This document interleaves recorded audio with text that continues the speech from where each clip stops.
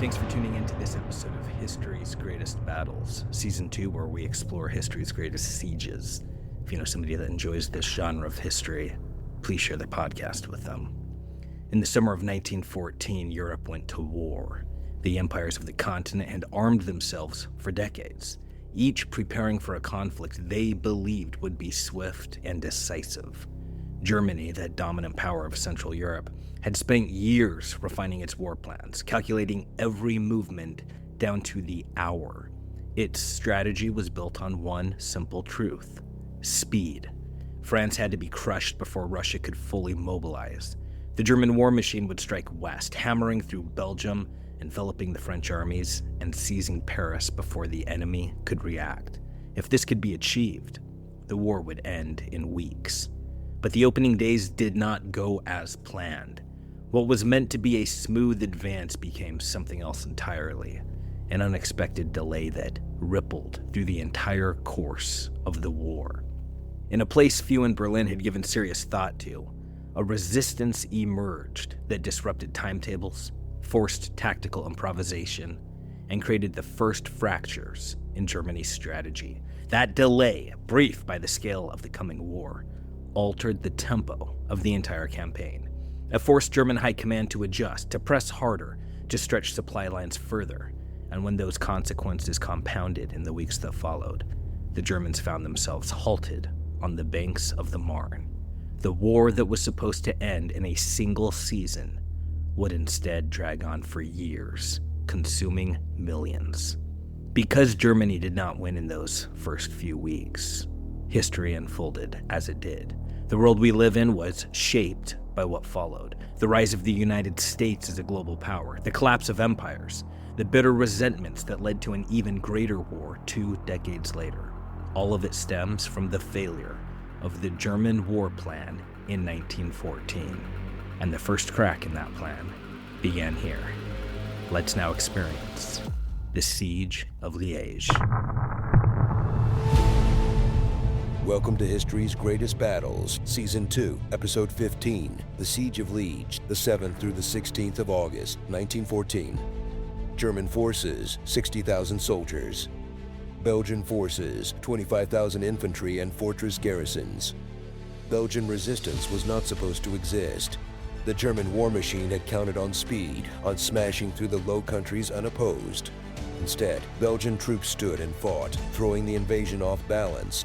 What should have been a relentless advance became a grinding struggle, costing the Germans precious days. Those lost days gave France and Britain just enough time to rally, to fortify, to prepare. When the Germans finally reached the Marne, they no longer had the advantage. The road to Paris had been open. Now there was a battlefield.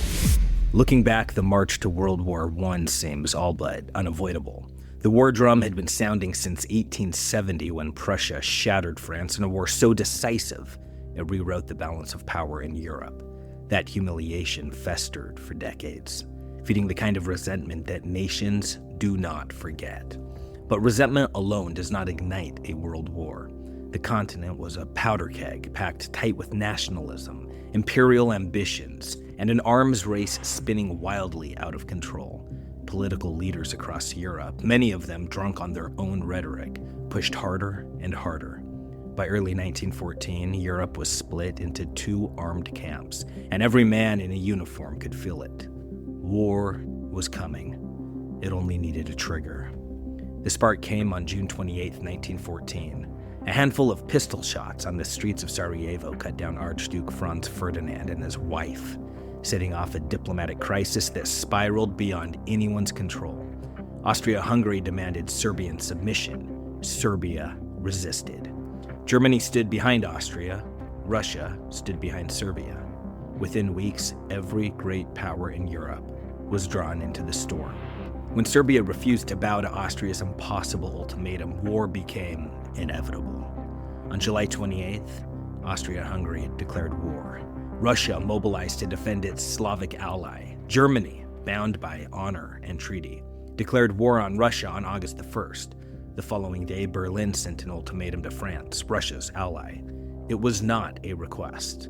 The machinery of war had been set in motion, and there was no stopping it now. Germany's plan for war, the Schlieffen Plan, had been written in steel years before. To crush France quickly, the German army would swing through Belgium, outflanking the French defenses along the Alsace frontier. There was no alternative. On August the 2nd, Berlin sent an ultimatum to King Albert of Belgium. Let the German army pass, or be crushed under its boot. Belgium had a choice, yield or fight. The Germans expected surrender. A Prussian officer sneered that any resistance would be nothing more than, quote, the rage of dreaming sheep, end quote. But Belgium was no flock waiting for slaughter. King Albert's men took up arms, prepared to defend their land against impossible odds. Courage, however, does not replace firepower. The Germans had numbers, they had artillery, they had the will to grind down anything in their path. Belgium's defenses had been built for any invasion, French, German, or British. When Berlin's ultimatum arrived, King Albert and his chief of staff, General Solier de Moranville, activated their war plans. The Belgian army would pull back to the center, while the fortress cities of Liege and Namur held the frontier. The plan was simple: hold the line as long as possible, and buy time for the Allies to respond. Liege was the gateway to Belgium, and through Belgium to France. To the south, rough terrain made large-scale movement difficult. To the north, the Dutch border restricted maneuvering even further. The city itself was a fortress, ringed by 12 heavily armed strongpoints, but the defenses were aging, undermanned, and in places neglected. The 12 forts of Liege, designed by Henri Alexis Brialmont, were once the cutting edge of military engineering. They were built to withstand modern artillery, their main structures buried underground, with only domed cupolas exposing their guns to the sky. Each fort had heavy caliber weapons, but their design had not kept pace with military advancements.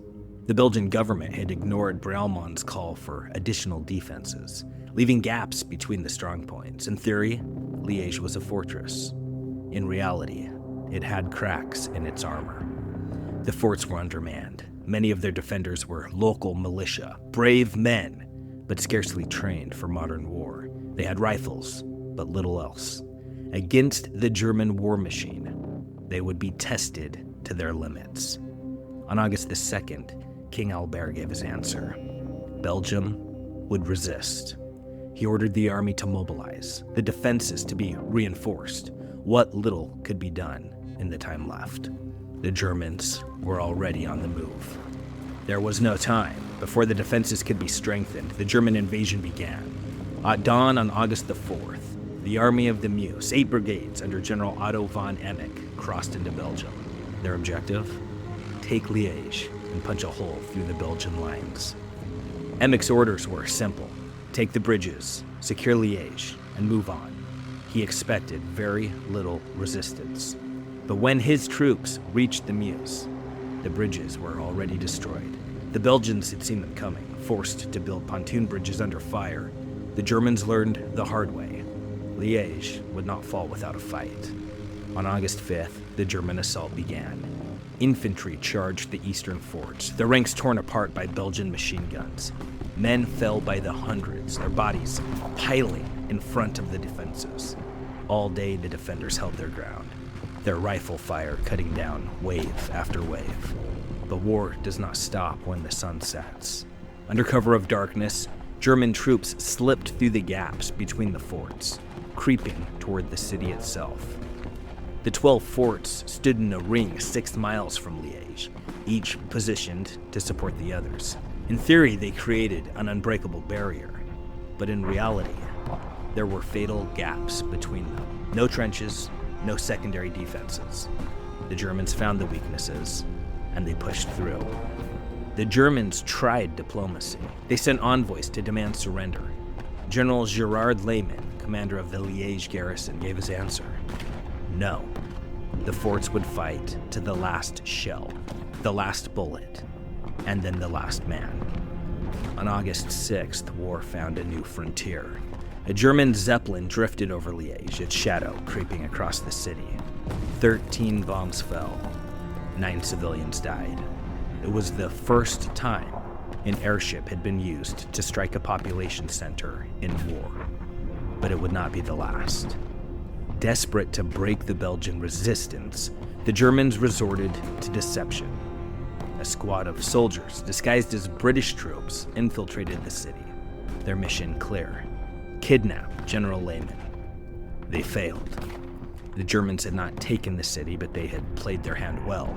Misinformation flooded the Belgian lines. Lehmann, believing Emich had 8 divisions instead of 8 brigades, faced an impossible choice. His single 3rd Division could not hold out forever. On August the 7th, Lehmann made the call. The 3rd Division would retreat to Louvain, regrouping with the rest of the Belgian army. The city was now lost, but the forts would fight on. The newspapers called it a victory. Reports of German defeats filled Belgian headlines. But King Albert knew the truth. Without reinforcements, his army could do nothing but delay the inevitable. France could have helped. Their president was willing to send 5 divisions, but Marshal Joffre, obsessed with his own offensive through the Ardennes, refused to divert troops. The Belgians would fight alone. Britain promised men, 1 cavalry division, 4 infantry divisions. But promises don't stop an advancing army, and no one knew if the British could arrive before Belgium was overrun. With the Belgian 3rd Division gone, Liege lay open. Nothing stood between the German army and the city itself. Emich and his deputy, a hard-edged staff officer named Erich Ludendorff, marched 4 brigades in and took control. But the forts still held, their guns blocking the German advance westward. Ludendorff gave an ultimatum: surrender, or the city would be reduced to rubble. From the moment they set foot in Belgium, the Germans had shown no mercy to civilians. Anyone suspected of resisting, any hint of a sniper, a partisan, or an ambush, was met with execution. Houses burned. Villages vanished. The war had already taken its first steps toward brutality. Lehmann would not yield. As long as the forts stood, they were a barrier. Without them, the road to France was open.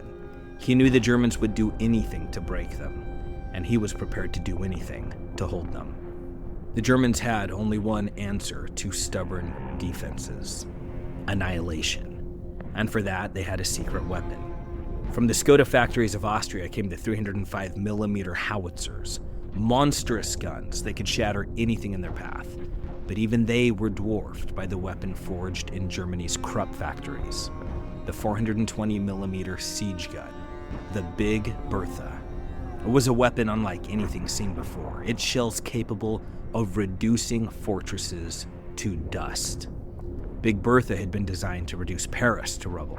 Instead, Ludendorff ordered it to Liege. The forts had held off infantry, they had held off cavalry, and field artillery, but they would not survive this. On August the 9th, the siege guns were loaded onto trains. By the next day, they were rolling toward Liege. But war doesn't accommodate schedules. A destroyed tunnel forced them to halt 20 miles short of their destination. And for 3 agonizing days, engineers and laborers fought against time, clearing roads, repairing equipment, dragging the massive guns inch by inch toward the battlefield. As the siege guns crept forward, Germany made one last attempt to force Belgium's surrender. Albert refused. He pleaded for reinforcements from his allies, but the response was slow. He was on his own. A French cavalry detachment scouted the front, searching for the enemy. What they found, or rather, what they failed to find, led to a fatal mistake. No large German formations were visible.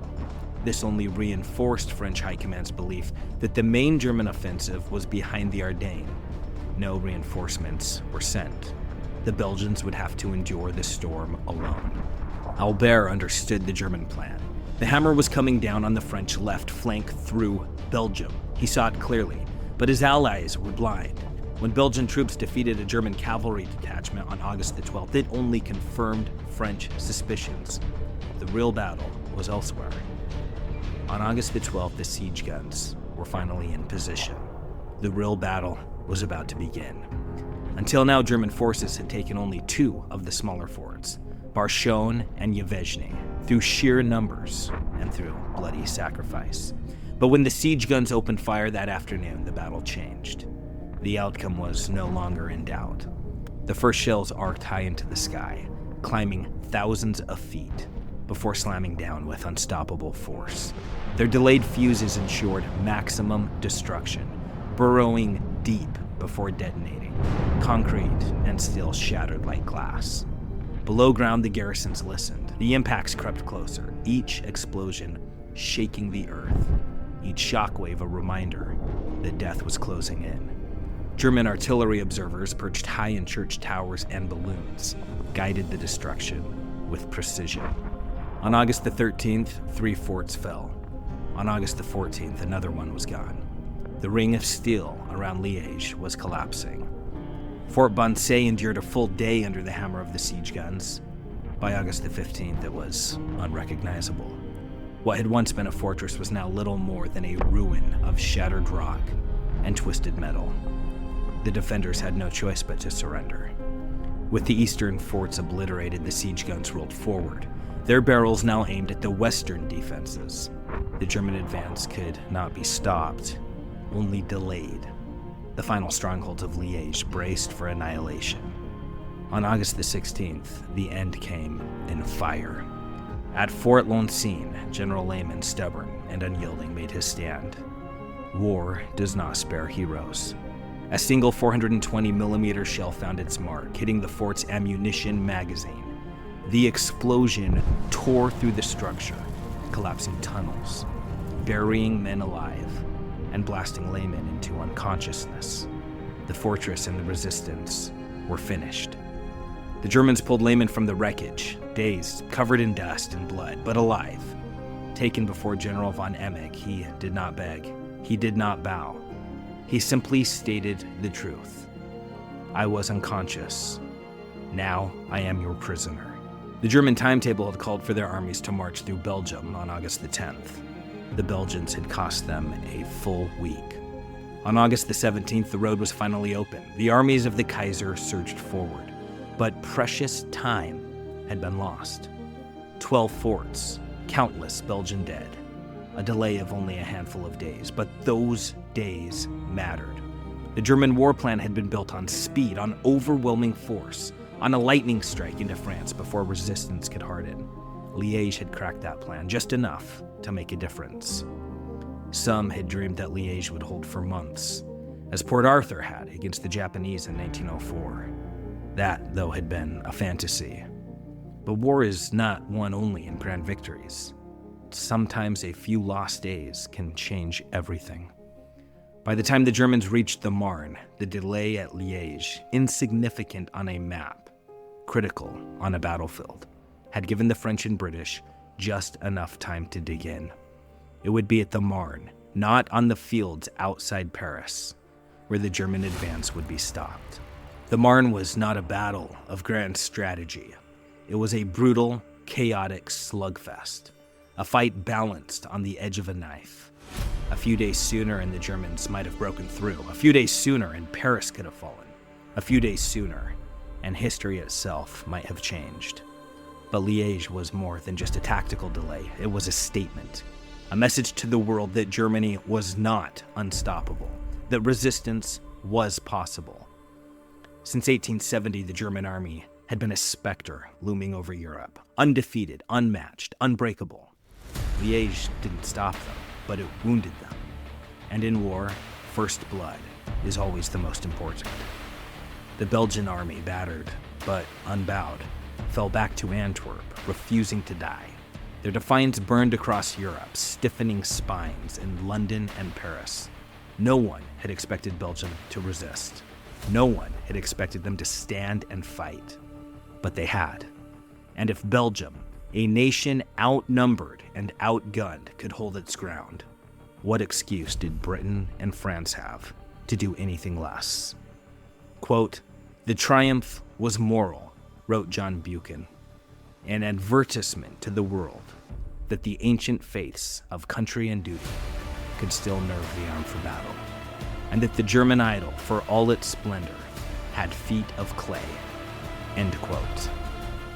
Liege did not break the German war machine, but it cracked its armor.